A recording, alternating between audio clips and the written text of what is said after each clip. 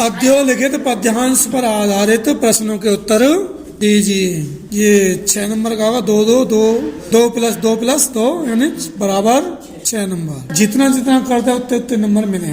तो इसे देखो कि पुरते निकसी रघुबीर बधु धर धीर दहे मग में डग द्वै झलकी भरे बालकनी जल की उठे सूखे गए मधुराधर वे फिर बूझते हैं चलनो अब केते को फिर बूझते हैं चलनो अब केते को पर्ण कुटी करी हो कित है रे तिय की लखिया तुरता पिय की अखियां यति चारु चली जल चुए। हाँ तिय की लखे आतुरता पिय की अखियां अति चारु चली जल चुए। पुरते निकसी रघुबीर बधु। पुर से निकसी है निकले कौन? रघुबीर बधु। रघुबीर बधु कौन थे? राम की पत्नी अर्थात सीता मैया। कौन से पुर से निकले? एक अयोध्या के बाद एक गांव पड़ता श्रृंगवेरपुर।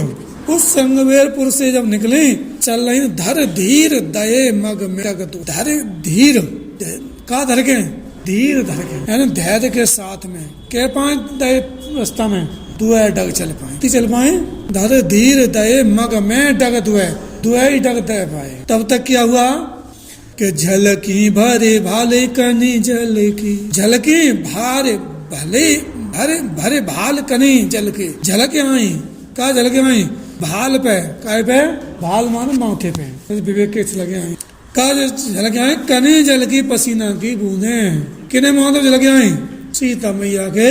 और क्या हुआ कि पुटे सूखी गए मधुराधर हुए। पुट सूखी गए किने ओट सूख गए?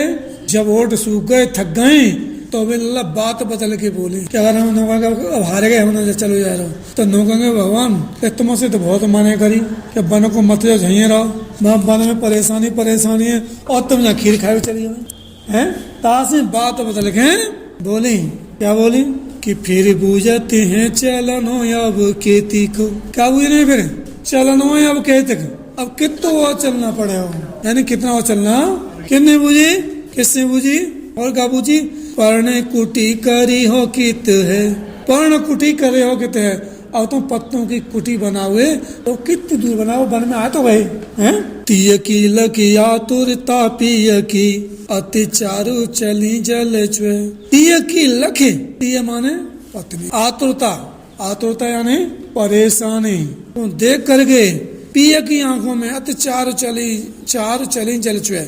उन्हीं की आंखों में जल चुने लगा में किनकी में राम जी की। जब अपनी पत्नी की हालत देखी तो उनकी आंखों में आंसू क्यों आ गए? कहते हैं कि गोदय उतरी पग भूमि कठोरा और सियन दयो पग भूमि कठोरा यानी सीता मैया ने गोदी में उतर के पालना में झूले।